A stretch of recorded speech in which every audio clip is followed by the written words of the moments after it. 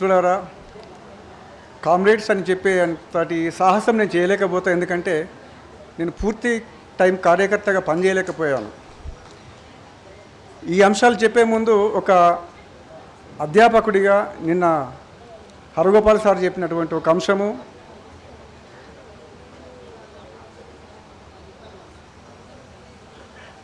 ఈరోజు ముందుగా మాట్లాడేటువంటి వక్తలు చెప్పినటువంటి కొన్ని అంశాలు ఉటంకిస్తూ కొన్ని ఎక్కువ టైం తీసుకోరు. ఎందుకంటే చాలా వరకు రాజశేఖర్ కవర్ చేశారు. తర్వాత అక్క కూడా చాలా చెప్పుకొచ్చింది. నేను కవర్ చేయాలనుకున్నటువంటి అంశాల్లో చాలా వరకు పాణి గారు చెప్పారు.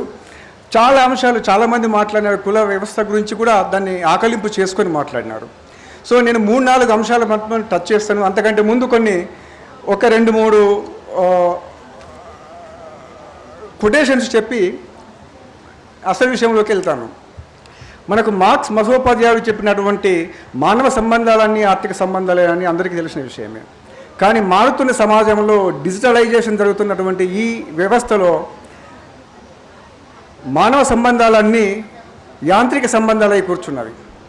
అంతేకాకుండా ఫాసిస్టు కార్పొరేట్ వ్యవస్థ చేస్తున్నటువంటి రాజ్యహింసలో భాగంగా సమాజాన్ని విడదీస్తూ మానవ సంబంధాలన్నీ కుల సంబంధాలుగా కట్టబెట్టేటువంటి అంశం చాలా ప్రబలంగా నడుస్తుంది. ఈ అంశం చెప్పడానికి నేను నా గురించి చెప్పడం కానీ అట్లాంటి చేయడానికి ఇష్టపడట్లేదు. చాలామంది దాదాపుగా ఇంతకుముందు అక్క చెప్పినట్టుగా 60 ఏళ్ళ యువకులు ఉన్నారు ఇక్కడ. అంతకంటే మేము చూస్తే మనకి దాదాపుగా 20 నుంచి 25 మంది మాత్రమే 25, 26 సంవత్సరాలు 30 సంవత్సరాల లోపల వయసు ఉన్నటువంటి యువకులు ఇక్కడ ఉన్నారు. అంతకు మించి ఇంకా మనకు 80 సంవత్సరాల పైబడి ఉన్నటువంటి వృద్ధ యువకులు అనేది ఇంతకుముందు మేడం చెప్పారు, అక్క చెప్పారు. సో ఈ అంశాన్ని కాస్త లోతుగా చూస్తూ ఒక నిజానికి అబద్ధానికి ఉన్నటువంటి వైరుధ్యం ఏంటిది చెప్పడానికి నేను ప్రయత్నం చేస్తాను. నిన్నగాక మొన్న సెంట్రల్ గవర్నమెంట్ ఇన్స్టిట్యూషన్ ఏదైతే ఉన్నదో pollution control board of India 2 days back ఒక రిపోర్ట్ రిలీజ్ చేసింది. ఆ రిపోర్ట్ ఏమని ఉంది అంటే, ఎక్కడైతే కుంభమేళా జరుగుతుందో కోట్లాది మందిని మొత్తం వాడు హిందూ విధానాన్ని విశ్వవ్యాపితం చేయాలనేటువంటి కుట్రలో భాగంగా ఒక అంశాన్ని ముందు పెట్టి చాలా ఆర్థిక దోపిడీ చేస్తుందని చెప్పడానికి నేను వెనుకంజబోను. సో ఆ రిపోర్ట్ పూర్తిగా తప్పు అని, అంటే ఒక సైంటిఫిక్ ఇన్స్టిట్యూషన్ ఇచ్చి ఆ సైంటిఫిక్ ఇన్స్టిట్యూషన్లో పనిచేస్తున్నటువంటి శాస్త్రవేత్తలు అక్కడ ఉన్నటువంటి శాంపుల్ తీసుకెళ్ళి అనాలిసిస్ చేసి ఇది జరుగుతున్నది, ఇది ఇక్కడ స్నానం చేయడానికి మంచినీరు కాదు, ఇది మానవ వ్యర్థాలు, పశువుల వ్యర్థాలు అంతా కూడా అందులో ఉన్నది. అంతకు మించి ఈకోలీ అనే ఆర్గానిజం చాలా ప్రబలంగా ఉన్నది, అది ఆరోగ్యానికి దెబ్బతీస్తుంది అని అంటే, బట్ ఆ రాష్ట్ర ముఖ్యమంత్రి దాన్ని పూర్తిగా ఖండించాడు.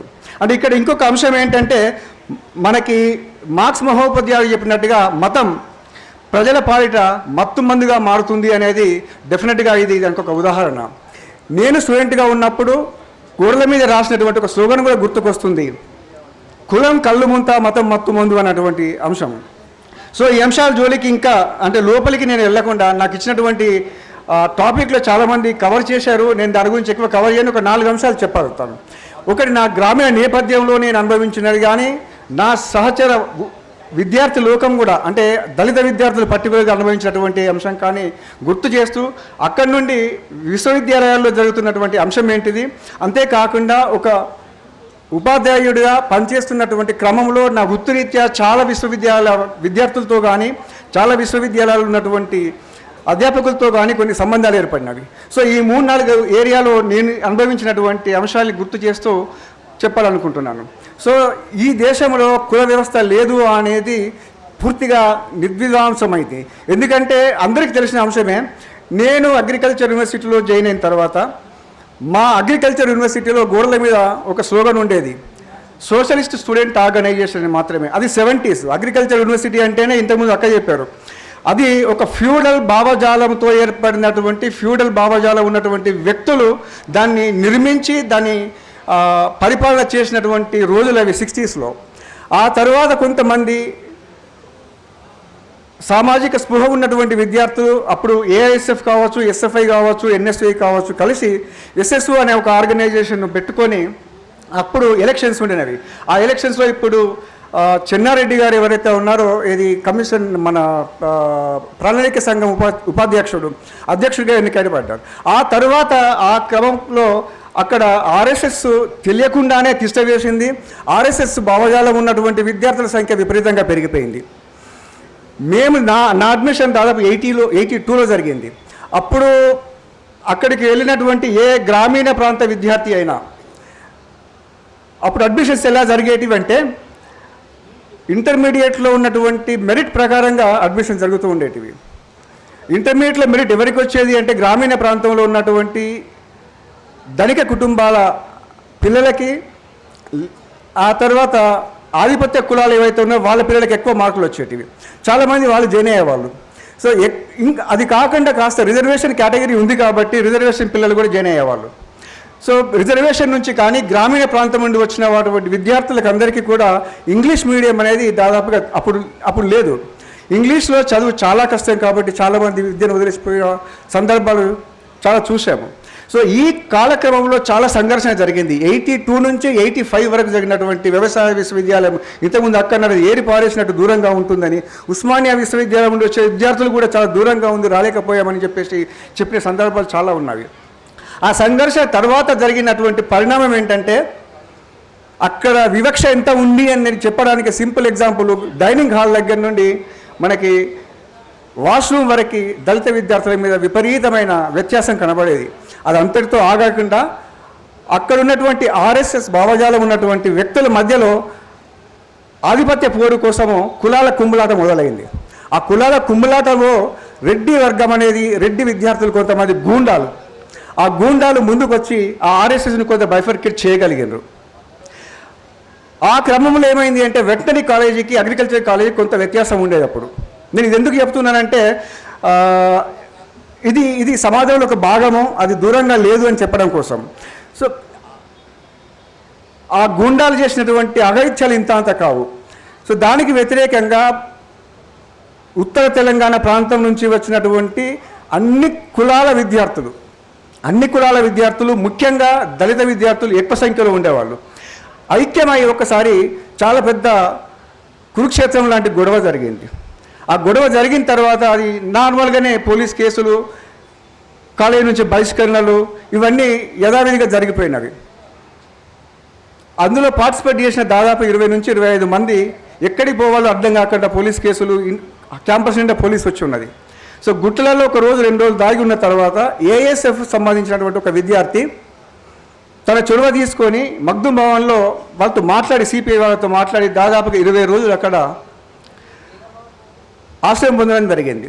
ఆ తర్వాత క్రమంలో ఏ గూండా అయితే ఉన్నాడో ఆ గూండా ఇప్పుడు మంత్రిగా చేశాడు, ఇప్పుడు అసెంబ్లీలో కూడా ఉన్నాడు.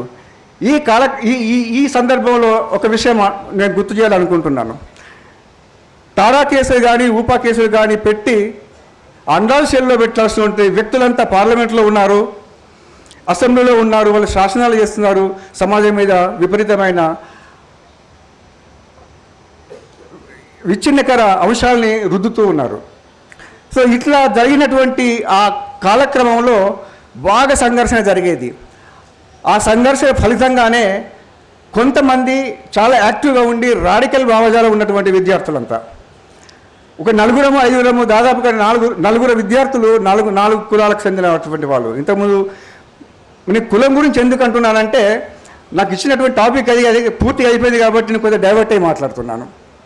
సో మేమందరం కలిసి ఏపీటీ అని అసోసియేషన్ ఆఫ్ ప్రోగ్రెసివ్ థింకర్స్ అనేటువంటి సంస్థను నిర్మించుకోవడం జరిగింది.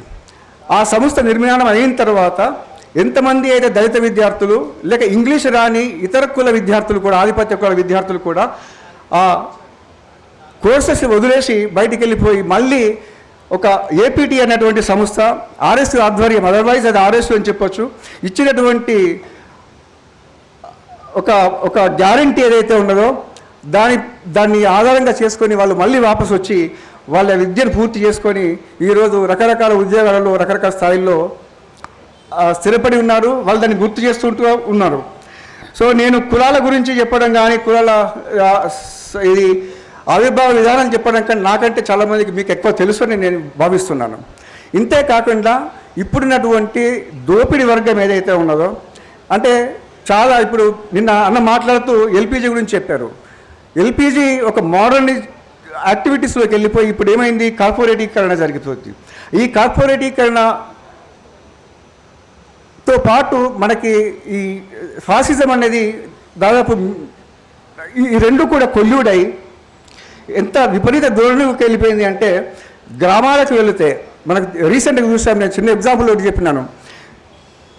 జై శ్రీరామ్ అనే నినాదం గురించి డాక్టర్ గారు నేను చెప్పారు. ప్రతి విలేజ్లో నూకి అండ్ కార్నరు జై శ్రీరామ్ అనే నినాదాలు చాలా ప్రస్ఫుటంగా ప్రతి ఇంటి గోడకు కనబడుతున్నవి. అంతేకాకుండా రామజన్మభూమి రాముని ఆవిర్భావం ఆ టెంపుల్ అకేషన్ అయిన తర్వాత కొన్ని వందల క్వింటాల బియ్యాన్ని దాదాపుగా ప్రతి విలేజ్కి ప్రతి గ్రామానికి చేర్చినటువంటి ఆర్ఎస్ఎస్ భావజాలం ఏదైతే ఉందో అది 100 సంవత్సరాల చరిత్ర ఉన్నటువంటి ఆర్ఎస్ఎస్ చాలా ఒక దీర్ఘకాలిక ప్రణాళికతో గ్రామాల వరకు వెళ్ళింది. ముందు మాట్లాడిన మిత్రులందరూ చెప్పారు, ఆర్ఎస్ ఎక్కడికి పోయేది, గ్రామాలకు తరలండి అంశాల్లో దళిత వాడలకు వెళ్ళేది, దళిత సమాజంతో మాట్లాడేదని. ఇప్పుడు బీజేపీ వాడు కానీ ఆర్ఎస్ఎస్ వాడుగా చేస్తున్న పని అదే. నేను మా ఊరికి వెళ్ళినప్పుడు చాలా దూరమైన విలేజు. అప్పుడు ఎవరైతే మాది అప్పుడు పెద్దపల్లి జిల్లా, మాకు బైఎఫ్ దేవేందర్ రెడ్డి గారు అప్పుడు మా ఊరికి లేకుంటే ఆ ప్రాంతానికి బాధ్యుడు. అప్పుడు జరిగినట్టు రైతాంగ పోరాటాలు కానీ మా ఊళ్ళో రైతు కూలీ సంఘం కానీ మహిళా సంఘం కానీ చాలా బలంగా ఉండేది. అప్పుడు పార్టిసిపేట్ చేసి ఎవరైతే నాయకత్వం వహించారో వాళ్ళంతా కూడా బీజేపీ వైపు వెళుతున్నారు. ఎందుకు వెళుతున్నారనే ఒక డిస్కషన్ జరిగితే వాళ్ళు ఏమన్నారంటే మా అస్తిత్వం గురించి ఇది అంటే విలేజ్లో ఎక్కడో మూలబడినటువంటి టెంపుల్స్ పైకి తీసి ఆ టెంపుల్కు సంబంధించినటువంటి అంశాలకి దళితుల్ని ఇతర కులాలని ఇంతకుముందు పాటలో మనం చాలా నేర్చుకున్నాం. కమ్మరి కుమ్మరి వడ్రంగి లేకుంటే ఇంకా చాకలి మంగలి అన్నీ కూడా వీళ్ళందరినీ కూడా కూడగట్టి ఆ పిల్లలు వాళ్ళ యొక్క సంతానం ఎవరైతే ఉంటారో ఇప్పుడున్నటువంటి యువకులు ఎవరైతే ఉంటారో వాళ్ళందరికీ దాదాపుగా మనం అప్పుడు ఆర్ఎస్ గ్రామాలకు తరలండి అని వెళ్ళి గ్రామంలో ఉన్నటువంటి నిర్మాణ విధానాన్ని పూర్తిగా అర్థం చేసుకొని ఆ సమస్యల మీద వాళ్ళని ఎడ్యుకేట్ చేస్తున్నటువంటి అంశం ఏదైతే ఉందో దాదాపుగా అదే మోడల్లో విలేజ్ వరకు వెళ్ళగలిగాడు. అంటే విలేజ్లో ఇప్పుడు ఏ యూత్తో మాట్లాడినా మనం ఇంటర్మీడియట్ చదువుతున్నటువంటి విద్యార్థి గురించి కానీ లేక డిగ్రీ చదువుతున్నటువంటి విద్యార్థి దగ్గర మనం ఏదైనా విప్లవ రాజకీయాలు కానీ లేకుంటే కమ్యూనిస్టు భావజాలము లేదా మార్క్సిస్ట్ భావజాలము వీటి గురించి చెప్పాలంటే అవన్నీ అబద్ధాలు శుద్ధ అబద్ధాలు అని చెప్పేటువంటి స్థాయికి వెళ్ళింది. లంచ్ కంటే ముందు మనకు 2-3 మిత్రులు చాలా యువకులు విద్యార్థులు నేను ఇంతకుముందే అన్నాను దాదాపుగా 10 నుంచి 15 మంది 20 మంది ఉన్నారో 20-25 సంవత్సరాల వయసున్న వాళ్ళు. ఒక 2 మిత్రులు మాట్లాడుతూ మెదక్ జిల్లా నుంచి వచ్చారు. అసలు ఇక్కడ చాలా కష్టంగా ఉన్నది. ఎందుకంటే ఆ పిల్లలు చెప్పింది ఏంది, విలేజ్కి వెళ్ళి మేము ఎవరికైనా నిరుద్యోగం గురించి కానీ విద్యా విధానం గురించి కానీ జీవన విధానంలో వస్తున్నటువంటి మార్పుల గురించి కానీ చెప్పుదామంటే వినడానికి ఇష్టపడటం లేదు. ఎందుకు ఇష్టపడట్లేదు అంటే దేవుడే గొప్పవాడు అనేటువంటి ఆ ఆలోచన దాదాపుగా వాడి ఈ డిజిటల్ రెవల్యూషనరీ దీంతో దాదాపు ప్రతి ఊరికి ప్రతి గ్రామానికి ప్రతి వ్యక్తి చేతిలో ఒక యంత్రీకరణ జరిగినటువంటి యుగంలో ప్రతి వ్యక్తి చేతిలో ఒక ఫోన్ ఉంది. ఆ మెసేజ్ల ద్వారా దాదాపు అందరి మైండ్లోకి చొప్పింపజేయబడి అసలు విప్లవము కమ్యూనిస్టులు అంటే చాలా హేవియమైన భావజాలాన్ని బలవంతంగా అక్కడ ఉన్నటువంటి వ్యక్తులు చెప్పినా కానీ వాళ్ళ తల్లిదండ్రులు ఆ పిల్లల్ని మందలించలేని పరిస్థితి. ఎందుకు అంటే మా అస్తిత్వం మా ఊళ్ళో ఉండాలి అంటే దాదాపుగా మా పిల్లలు పనిచేయాల్సిందే అన్నటువంటి పరిస్థితులు మనకు కనబడుతున్నవి. ఇంతేకాకుండా నేను ఉపాధ్యాయుడిగా అంటే ఒక యూనివర్సిటీలో పనిచేసిన టీచర్గా నేను చాలా వివిధ విశ్వవిద్యాలయాలు కావచ్చు లేకుంటే ఐఐటీస్ ఇంతకుముందు సార్ నిన్న చెప్పినట్టుగా ఐఐటీస్ పిల్లలతో కూడా మాట్లాడినటువంటి అంశాలు ఉన్నవి. మనకి ఒక్క ఐసిఏఆర్ కాకుండా అంటే Indian council of agriculture research central గవర్నమెంట్లో ఉన్నటువంటి హైయెస్ట్ ఇన్స్టిట్యూషన్స్ ఏవైతే ఉన్నాయో అంటే మానవ జీవన ప్రమాణాలకు సంబంధించినటువంటి ఆల్ ఇన్స్టిట్యూషన్స్ వ్యవసాయానికి సంబంధించినటువంటి అగ్రికల్చర్ ఇన్స్టిట్యూషన్ కావచ్చు, ఆరోగ్యానికి సంబంధించినటువంటి మెడికల్ రీసెర్చ్ ఇన్స్టిట్యూషన్ కావచ్చు, లేకుంటే science and technology DSC DBT కావచ్చు, ఇవన్నింటిలో కూడా చాలా వరకు ఆ డైరెక్టర్ లేకుంటే అసిస్టెంట్ డైరెక్టర్, అడిషనల్ డైరెక్టర్ వరకు పరిచయాలు ఏర్పడినటువంటి క్రమము. వాళ్ళందరినీ చూస్తే వాళ్ళంతా ఏ భావజాలంతో పనిచేస్తున్న వాళ్ళంటే ఆర్ఎస్ఎస్ భావజాలంలో ఉండి వాళ్ళు చదువుకునే రోజులలో ఆ విశ్వవిద్యాలయాల్లో ఏబీవీపీలో పనిచేసిన వాళ్ళు దాదాపుగా more than 80 to 90% of central government ఇన్స్టిట్యూషన్స్లో ఒక డైరెక్టర్ స్థాయిలో ఉన్నారు. ప్రభుత్వం అక్కడే ఆగలేదు, ఆగదు కూడా. చాలా చాలా స్పీడ్గా బయటకు వస్తుంది. ఏది సౌత్ ఇండియాని పూర్తిగా ఆక్యుపై చేసుకోవాలని. ఆ రాజకీయాలు నేను చెప్పలేదు, ఎందుకంటే నేను రాజకీయ సబ్జెక్ట్ నాకు లేదు. కానీ బలంగా దూసుకొస్తుంది. ఆ దూసుకొచ్చినటువంటి విధానం ఎంతవరకు వెళ్ళింది అంటే ఈ సౌత్ ఇండియాలో నిన్న మనం చూస్తున్నాం ఏంటి, హిందీని ఎలా రుద్దాలి, ఆ హిందీ భాష విధానానికి వ్యతిరేకంగా తమిళలో ఏం జరుగుతుంది. విశ్వవిద్యాలయ కేంద్రంగా మనం అనుకున్నట్టుగా అది ఆర్ఈసీ కావచ్చు, ఉస్మానియా కావచ్చు, కాకతీయ కావచ్చు, ఆ తర్వాత కాలంలో ఉన్నటువంటి అగ్రికల్చర్ యూనివర్సిటీ కావచ్చు, వీటన్నింటిలో కొంత ప్రజాస్వామిక వాతావరణాన్ని కల్పించడం కానీ విప్లవ వాతావరణాన్ని విప్లవ క్లబ్లుగా ఏర్పడినటువంటి ఆ సంస్థల్ని పూర్తిగా హస్తగతం చేసుకోవడం కోసం, అంటే దేశవ్యాప్తంగా అన్ని ఎడ్యుకేషనల్ ఇన్స్టిట్యూషన్స్ని హస్తగతం చేసుకోవడం కోసం వైస్ ఛాన్సలర్ రిక్రూట్మెంట్ పాలసీలో పూర్తిగా మార్పు చేసి ఒక సెంట్రల్ గవర్నమెంట్ తన హోల్లో పెట్టుకోవాలని చెప్పేసి చూస్తుంది. అంటే ఒక మాస్టర్ ప్లాన్తో, ఒక చాలా దీర్ఘకాలిక ప్రణాళికతో మనం ఏదైతే సాయుధ పోరాటం దీర్ఘకాలిక ప్రణాళికతో ఏదైతే ముందుకు పోదాం అనుకుంటున్నామో అలాంటి క్రమంలో, అలాంటి విధానంలోనే దాదాపుగా ఆర్ఎస్ఎస్ ఎడ్యుకేషన్ ఇన్స్టిట్యూషన్స్ని కూడా ఆక్యుపై చేయడానికి ప్రయత్నం చేస్తున్నది. ఇవి ఇంతటితో కాకుండా ఇప్పుడున్నటువంటి ప్రభుత్వము ప్రపంచవ్యాప్తంగా వస్తున్నటువంటి మార్పులు ఏవైతే ఉన్నాయో చాలామంది ఇవాళ మాట్లాడినారు. యుద్ధోన్మాద ఆర్థిక విస్తరణ విధానాన్ని అవలంబిస్తున్నటువంటి దేశాలతోని దగ్గర సంబంధం పెట్టుకోవడానికి చూస్తున్నది. భారతదేశం బాగా అభివృద్ధి చెందలేదు అనడానికైతే ఎవరైతే దాదాపు అమర్త్య సేన్ రాసినటువంటి కొన్ని అంశాల్లో మనం చూస్తే దేశంలో సంపద ఉన్నది. పాటలలో ఇంతకుముందు మన మిత్రులందరూ చెప్పారు, అందరికీ తెలిసిన విషయమే. సో ఆ ఇంతటి సంపద ఉన్నటువంటి ఈ దేశంలో మనుషులకు కావాల్సినటువంటి దైనందిన కార్యక్రమాలు, విద్య, వైద్యము, వ్యవసాయం పూర్తిగా కార్పొరేటీకరణ చేతుల్లోకి వెళ్ళిపోయినది. ఇంతే కాకుండా ఆ వ్యవస్థల్ని మొత్తంగా కూడా ఇతర దేశాల్లో ఉన్నటువంటి మల్టీనేషనల్ కంపెనీలకి అంటగట్టడానికి ప్రయత్నం చేస్తున్నది. వీటన్నింటిలో అసలు ఏం జరుగుతుంది అని చూస్తే అసలు కులానికి దీనికి సంబంధం ఏంటి అంటే నేను అంతిమంగా చెప్పాలనుకున్నది రెండే. ఒకటి ఏంటి అంటే మనకి ఈ ఫాసిస్ట్ ధోరణి ఏదైతే ఉందో ఆ ఫాసిస్ట్ ధోరణిలో ఆలోచించే వాళ్ళంతా కూడా ఒక కులము, ఒక వర్గంగా నేను భావిస్తాను. దాన్ని వ్యతిరేకించేటువంటి ఏ శక్తులైనా ఇంకొక కులంగా మాత్రం భావిస్తాను. అంటే అంతిమంగా జరిగేటువంటి యుద్ధము ఆల్రెడీ గవర్నమెంట్ ప్రకటించింది. అంతిమ యుద్ధం ఎవరి మధ్య జరుగుతుంది అంటే ప్రారంభమైనటువంటి యుద్ధము ఈరోజు మనం చూస్తున్నాం. కాంగ్రెస్ చాలామంది చనిపోతున్నారు, చంపేస్తున్నారు, ఆ తర్వాత ఆదివాసులు పోతున్నారు. వీళ్ళందరినీ తయారు చేయాల్సినటువంటి ఏ సంస్థ అయితే ఉందో ఆ సంస్థ అంతిమంగా ప్రజానీకము, ప్రజాయుద్ధం అని చెప్పేసి ఏవైతే అనుకున్నామో ఆ ప్రజలకిన్నో ఆర్ఎస్ఎస్ భావజాలం ఉన్నటువంటి ఆర్ఎస్ఎస్ ఉపయోగించుకుంటున్న అంటే ఇన్స్టిట్యూషన్స్ను ఉపయోగించుకొని ప్రజల మీద ఏదైతే నిత్య యుద్ధ ప్రకటన చేసిందో అంతిమ యుద్ధం మాత్రం ఆరంభమైందని చెప్పొచ్చు. అంటే ఈ రెండు కులాల మధ్య భవిష్యత్తులో జరిగే యుద్ధం అంతిమంగా అది తప్పకుండా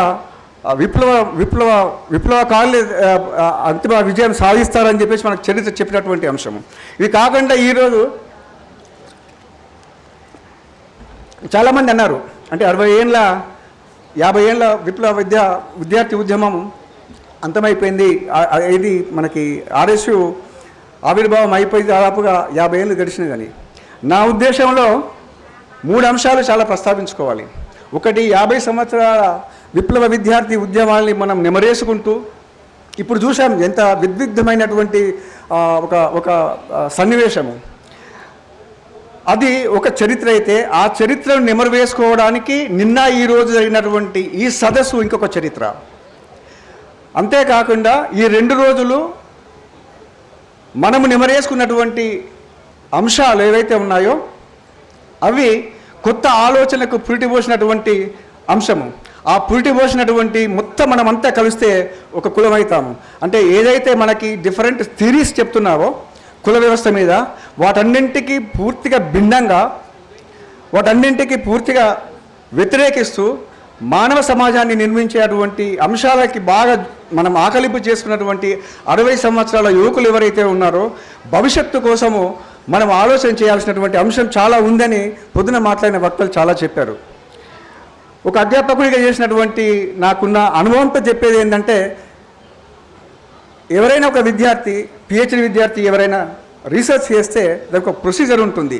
ఆ ప్రొసీజర్లో రివ్యూ చేస్తారు. ఆ రివ్యూను ఎంత క్రిటికల్గా రివ్యూ చేస్తే ఎక్స్పెరిమెంట్లో వచ్చినటువంటి రిజల్ట్స్ను అంత బాగా బలంగా చెప్పగలుగుతాడు. ఆ ఎక్స్పెరిమెంట్లో వచ్చినటువంటి రిజల్ట్స్ని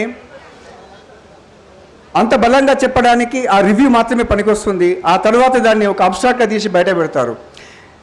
నా ఉద్దేశము పొద్దున నిన్న మాట్లాడిన వక్తలు కానీ ఈరోజు మాట్లాడిన వక్తలు కానీ మనం ఒక మెసేజ్ ఇవ్వాలని చెప్పేసి చాలామంది అన్నారు. అదేంటంటే, మనం ఏదైతే రివ్యూ చేసుకుంటున్నామో ఇంకా చేస్తూనే ఉన్నాము. ఆ రివ్యూ నుంచి వచ్చినటువంటి అబ్స్ట్రాక్ట్ ఏదైతే ఉంటుందో ఆ అబ్స్ట్రాక్ట్ తర్వాత మనము నిర్మించాల్సినటువంటి ఆలోచన ఏదైందో ఆ ఆలోచనే తప్పకుండా ఒక ఒక భవిష్యత్తు యువతరానికి వాళ్ళందరినీ ఒక కులంగా డ్రైవ్ చేయడానికి పనికొస్తుందని విశ్వసిస్తున్నాను.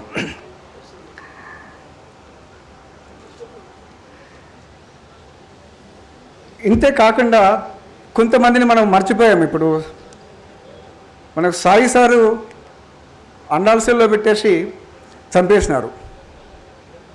ఆయన కులం ఏంటిది అని అనుకుంటే మనము కుల వ్యవస్థ మీద, కులం మీద అంటే ఆర్ఎస్ కానీ లేకుంటే మావోయిస్టు పార్టీ కానీ అగ్రకుల వాళ్ళే నాయకత్వం వహిస్తున్నారు, దళితులు మాత్రమే చనిపోతున్నారు, ఆదివాసులు మాత్రమే చనిపోతున్నారు అని చెప్పేటువంటి ఈ కుట్రను పూర్తిగా విచ్ఛిన్నం చేయాలంటే ఇంతకుముందు అక్కడ చెప్పారు, వాళ్ళ లిస్ట్ అంతా చదివినారు. ఎవరైతే ఆ ప్రచారం చేస్తున్నారో వాళ్ళని తీసుకెళ్ళి సాయి సార్ని పెట్టినటువంటి ఆ అండాల్సెల్లో ఉండాల్సినటువంటి వ్యక్తి పార్లమెంట్లో ఉండి మొత్తం దేశం మీద ఉన్నటువంటి వ్యక్తులందరినీ అంటే సంపద దోసుకోవడానికి 4కో 3కో ఇవ్వడం కోసం చేస్తున్నటువంటి కుట్రలో భాగంగా చాలా అంశాలు అందరికీ తెలిసినటువంటివి. అంటే నేను అనేది ఏంటంటే, ఈ 2 రోజుల సదస్సులో వచ్చినటువంటి ఎసెన్స్ ఏవైతే ఉన్నాయో వాటన్నింటినీ అబ్స్ట్రాక్ట్ రూపంలో పెట్టి భవిష్యత్ తరాలకు మనం ఏమిస్తాం అంటే, మనం ఇప్పుడు తుపాకులు పట్టుకొని బయటికి వెళ్ళి లేకుంటే అడవిలోకి వెళ్ళో లేకుంటే ఇంకేదో చేసేటువంటి ఏజ్ కాకపోవచ్చు, కానీ అంతకంటే పదునైన ఆలోచన ఉన్నటువంటి వ్యక్తులు, ఎందుకంటే ఆలోచన వచ్చింది కూడా దాదాపుగా డైలెక్టికల్ ప్రిన్సిపల్స్ పూర్తిగా చదువుకున్న వ్యక్తులుగా, వాటిని ఆచరించిన వ్యక్తులుగా, ఈ చాలా తక్కువ టైంలోనే అన్ని రకాల ప్రదేశాల నుంచి దాదాపుగా ఇంతమంది రావడం అనేది నిర్వాహకులకి చాలా ఉత్సాహాన్ని ఇచ్చింది. అది మనం వాట్సాప్ గ్రూప్లో నిన్న ఈరోజు చూసినాము. ఇంతే కాకుండా మహిళల పాత్ర గురించి చాలా వరకు చెప్పినారు. నేను ఒక 2 అంశాలు ఇంకొకటి చెప్తాను. ఏంటంటే, అగ్రికల్చర్ యూనివర్సిటీ మళ్ళీ ఒక ఎగ్జాంపుల్ చెప్తాను. అగ్రికల్చర్ యూనివర్సిటీలో రిక్రూట్మెంట్ జరిగితే టీచింగ్, రీసెర్చ్, ఎక్స్టెన్షన్ పొజిషన్స్ అనేటివి ఉంటాయి. టీచింగ్కి కేవలం అగ్ర కులాలకు సంబంధించిన వ్యక్తులనే ఇస్తూ దళిత బహుజన వర్గాలకు సంబంధించిన వ్యక్తులకు వాళ్ళ రిక్రూట్మెంట్ జరిగితే వాళ్ళు టీచింగ్కు పనికిరారు, వాళ్ళని తీసుకెళ్ళి ఎక్కడో ఫారెస్ట్ ఏరియాలో ఉన్నటువంటి రీసెర్చ్ స్టేషన్లో వేయాలి అనేటువంటి సర్క్యులను ఇచ్చి ఆ రిజిస్ట్రారు ఆ రకంగా రిక్రూట్మెంట్ చేసినటువంటి సందర్భాలు చూసాం. వాటికి వ్యతిరేకంగా లేదంటే క్యాంపస్లో ఎంత దారుణంగా ఉండేదంటే, నేను ముందు చెప్పాను, మాకంటే ముందు చేయనటువంటి దళిత బహుజన విద్యార్థులు కావచ్చు, లెఫ్ట్ భావజాలం ఉన్న ఇతర కులాల విద్యార్థులు కావచ్చు, వాళ్ళు ఎక్కడైనా కూర్చొని మాట్లాడుకుంటే ఆర్ఎస్ఎస్ వాళ్ళంతా కూడా వాళ్ళ మీద దాడి చేసేవాళ్ళు. ఎంత దాడి అనేది, ఒక డిపార్ట్మెంట్కి ఇంకొక డిపార్ట్మెంట్కి అగ్రికల్చర్ యూనివర్సిటీలో దాదాపుగా ఒక 2-3 కిలోమీటర్ల దూరం ఉండేది. ఈ ఆర్ఎస్ఎస్ వాళ్ళకి ఏబీపీ విద్యార్థులు అక్కడి విద్యార్థులు పట్టుకొని బట్టలు తీసి, అంటే షర్ట్స్ పూర్తిగా తీసి ఆ 2 కిలోమీటర్లు కొట్టుకుంటూ తీసుకొచ్చినటువంటి సందర్భాలు ఉన్నవి. అంతేకాకుండా ఆ గూండాలు ఎవరైతే మనకు ఆ ఏబీవీపీని విచ్ఛిన్నం చేసినారో ఆ రెడ్డి గ్యాంగ్ అని మేము అనేవాళ్ళం. అప్పుడు ఒక 4 ఉపాధ్యాయులు ఆ రెడ్డి గ్యాంగ్కి సపోర్ట్ చేస్తూ క్వశ్చన్ పేపర్లని బయటికి తీసి ఆన్సర్ పుస్తకాలని హాస్టల్ రూమ్లో పెట్టి చురుకైన విద్యార్థుల్ని ఆన్సర్లు రాయించి ఆ పేపర్లని మళ్ళీ ఎగ్జామినేషన్ హాల్కి తీసుకొచ్చి వాటిని ఎక్స్చేంజ్ చేసేవాళ్ళు. ఒకవేళ ఏ విద్యార్థి అయినా నేను రాయను అని నిరాకరిస్తే ఆ విద్యార్థికి దాదాపుగా చాలా విపరీతంగా కొట్టేవాళ్ళు. ఇంతే కాకుండా ర్యాగింగ్ అనేది అంటే బయటికి తెలియని యూనివర్సిటీ, అది బయటికి తెలియని యూనివర్సిటీ, విపరీతమైన ర్యాగింగ్ అనేది ఉండేది. విద్యార్థులు చాలామంది విద్యను వదిలేసిపోయినటువంటి సందర్భాలు. సో ఈ కాలక్రమంలోనే అసోసియేషన్ ఆఫ్ ప్రోగ్రెసివ్ థింకర్స్ ఏర్పడింది. అన్ని కులాల వాళ్ళని కలుపుకొని, అంటే కొన్ని మనము చాలామంది పౌర హక్కుల సంఘానికి సంబంధించినటువంటి వ్యక్తులు మనం ఏది గుర్తు చేసుకోలేదు. అలా గోపి రాజన్న ఒకరు, రామానందం సార్ ఒకరు, ఇలాంటి వాళ్ళు కొందరితో సంబంధాలు ఉన్న వాళ్ళు కూడా పిల్లలు ఉండేవాళ్ళు. చాలా సీరియస్గా మాట్లాడుకొని చేసిన ఆ పోరాటంలో భాగంగానే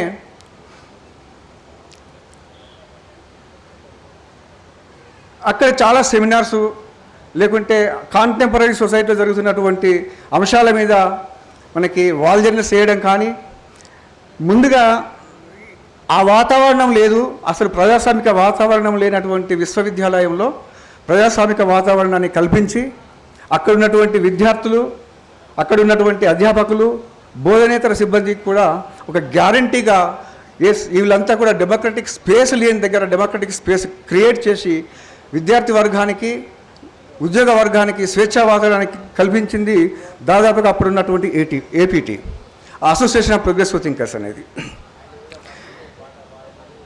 వీటిలో ఎవరు చూసుకున్నా కానీ అన్ని రకాల కులాల వాళ్ళు ఉన్నారు. అందులో దళిత కులాలకి చెందినటువంటి వ్యక్తులు, లీడర్షిప్కి వెళ్ళినటువంటి వ్యక్తులు అమరులైనారు. అమరులైన వాళ్ళల్లో మనకి రామకృష్ణ ఒకరు, మనకి డిస్కో రమేష్ అని చెప్పి బాగా పాపులర్గా పిలిచేవాళ్ళం ఆయన. సో రమేష్ ఒక్కరు, వీళ్ళు చాలా ఉన్నత స్థాయికి వెళ్ళి అమరులైనటువంటి వ్యక్తులు. అంటే నాకు ముందుగా చెప్పినటువంటి మన రాజశేఖర్ సార్ చాలా వరకు చెప్పారు.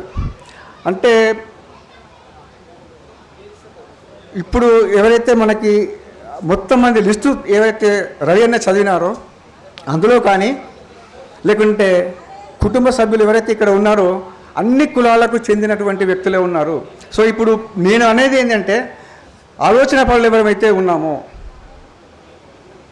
నిన్న 2-3 వక్తలు అంటూ మనకు అసలు భవిష్యత్తులో ఏమి చేయాలనేటువంటి ఆలోచన, మనం ఏమైనా దిక్సు చెప్పగలమా అన్నటువంటిది ఉండకపోవచ్చు అనేటువంటి అభిప్రాయం వ్యక్తం చేశారు. కానీ కాదది, మనకు కర్తవ్యం ఉన్నది, మనకు ఒక భవిష్యత్తుకు ఒక సూచన చేయాల్సినటువంటి బాధ్యత మన మీద ఉన్నది. అందుకే నేను ఒక థీసిస్ రైటింగ్ని ఎగ్జాంపుల్గా చెప్పగలిగినాను.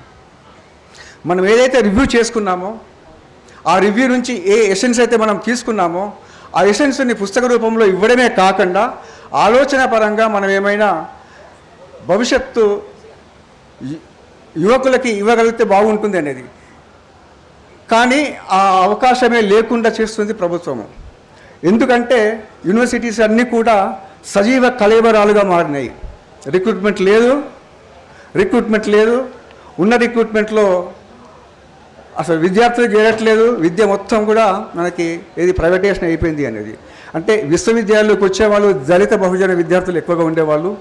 ఇప్పుడు ఆ పరిస్థితి పూర్తిగా దూరమైంది, విద్యకు దూరమైనటువంటి అంశం ఉంది. కాబట్టి మన మీద కొంత బాధ్యత ఉందని నేను విశ్వసిస్తూ, ఆ బాధ్యతని భవిష్యత్తులో నెరవేర్చుకోవడానికి ఎవరైతే నిర్వాహకులు ఉన్నారో దాదాపుగా ఒక సీరియస్గా దాని మీద డిస్కస్ చేసి ఈ ఎసెన్స్ ఏదైతే ఇవ్వాలనుకుంటున్నామో వివిధ రూపాలలో, ఇంత మార్నింగ్ చెప్పినటువంటి వక్తలు చెప్పారు, అది ఏ రూపంలో అయినా మన శక్తి మేరకు చేస్తే బాగుంటుంది. ఈ కుల నిర్మూలన జరగాలంటే, మతం మొత్తంగా రూపుమాపాలంటే విప్లవం ఒక్కటే మార్గం అనేది అందరికీ తెలిసిన విషయము. దాన్ని పూర్తిగా విశ్వసిస్తూ మన బాధ్యతని నెరవేరుద్దామని కోరుకుంటూ ఈ అవకాశం ఇచ్చినందుకు మీకు అందరికీ కృతజ్ఞతలు.